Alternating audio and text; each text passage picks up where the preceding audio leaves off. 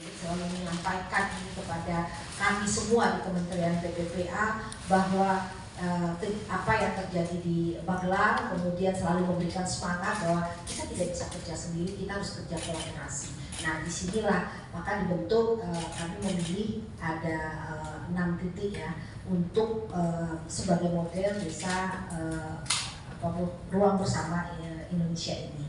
Nah, jadi itu ada di Desa Cempluk. Mungkin teman-teman tahu Desa Cempluk luas terkait dengan Hari Ibu ini. Mungkin kita juga akan membahas terkait dengan peran-peran strategis perempuan yang mungkin tadi sudah kami sampaikan secara detail juga kepada teman-teman semua bahwa perempuan itu peran strategisnya ada di semua aspek kehidupan dan seluruh program pembangunan. Untuk itu judul yang tadi, judul tema atau tema Hari Ibu ini untuk sangat tepat sekali untuk menggawangi bagaimana tujuan pembangunan untuk meningkatkan kesetaraan gender, pemberdayaan perempuan, perlindungan perempuan yang nanti juga akan berdampak kepada seluruh komponen masyarakat dan juga bagaimana implementasi nyata dalam sebuah wadah yang mengedepankan gerakan masyarakat dalam sebuah ruang bersama Indonesia.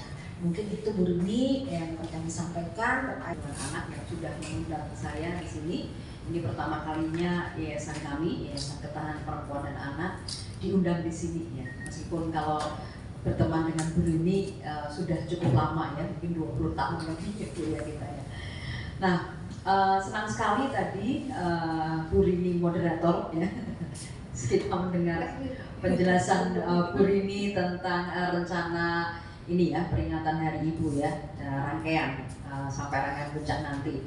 Pertama tentu saja saya sebagai seorang ibu ya, senang sekali ya, kita semua tentu sebagai ibu-ibu di Indonesia senang sekali usia peringatan Hari Ibu ini sudah 96 tahun ya Bu ya, tahun ini masuk 96 tahun dan saya membuat pointer sebenarnya untuk di Media Talk saat ini adalah salah satunya untuk mendukung tema Hari Ibu yang tentu saja masih terkait dengan yayasan kami terkait dengan ketahanan perempuan di era digital.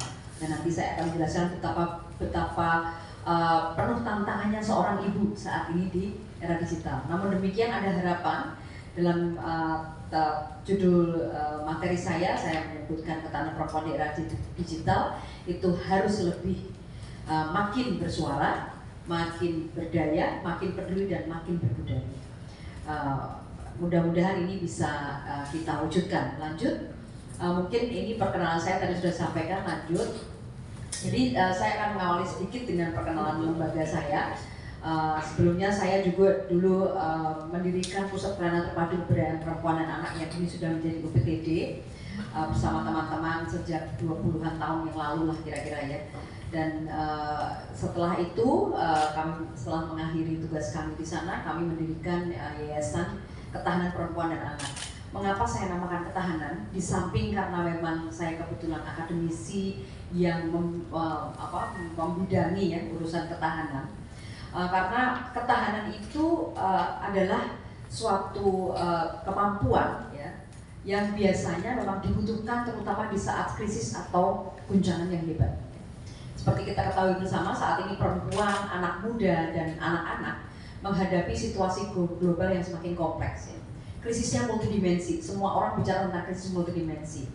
Dan kami concern, yayasan kami concern terhadap pembangunan ketahanan perempuan, anak muda dan anak-anak yang di berbagai bidang ternyata masih mengalami banyak permasalahan sehingga harus memiliki mitigasi risiko. Nah, ini kata-kata kunci dalam ketahanan itu karena persoalan-persoalan kompleks, banyak krisis.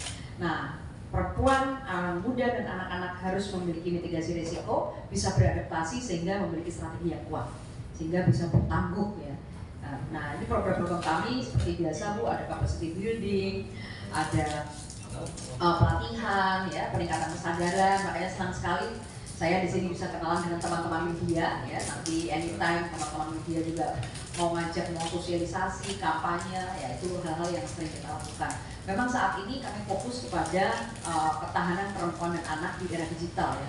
di mana transformasi digital ini mendorong berbagai macam hal-hal yang positif, tetapi juga negatifnya ada. Lanjut.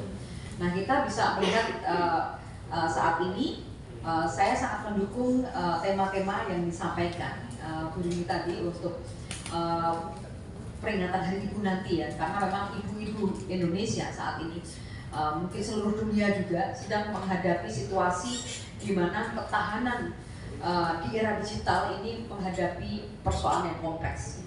Kita tidak bisa lagi mundur semua saat ini memasuki era digital, sehingga ketahanan perempuan di era digital itu berbicara tentang kemampuan perempuan bagaimana harus bisa beradaptasi menggunakan teknologi ya untuk ruang aman bagi mereka, untuk hal-hal yang positif. Dan yang paling penting tadi juga mendukung tema ini adalah bagaimana perempuan-perempuan kemudian bisa meningkatkan kualitas hidupnya dengan memasuki era digital saat ini. Ya.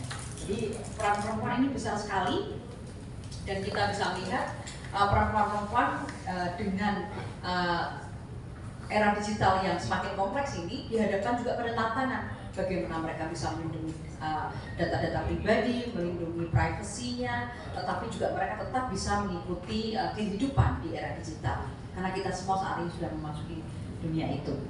Lanjut, kebetulan saya juga karena akademisi menulis buku tentang ketahanan nasional, yang ternyata ketahanan itu justru diuji pada saat krisis. Jadi ketahanan Indonesia ini diuji pada saat krisis yang isinya tidak hanya ketahanan di level nasional di berbagai bidang, tetapi juga harus didukung dimulai dari ketahanan individu, ketahanan keluarga, ketahanan masyarakat, dan lain sebagainya. Ya, jadi ternyata penopang ketahanan nasional itu mulai dari individu, ya, individu, dan kita tahu bersama bahwa seorang ibu juga membentuk keluarga. Ya. Jadi seorang ibu membentuk keluarga sehingga ketahanan keluarga itu menjadi penting. Lanjut. Nah, ini kerentanan, terutama masih banyak perempuan-perempuan yang tidak bisa mengakses ya. Jadi terutama terhadap akses digital dan digital skill ya, keterampilan digital. Nah,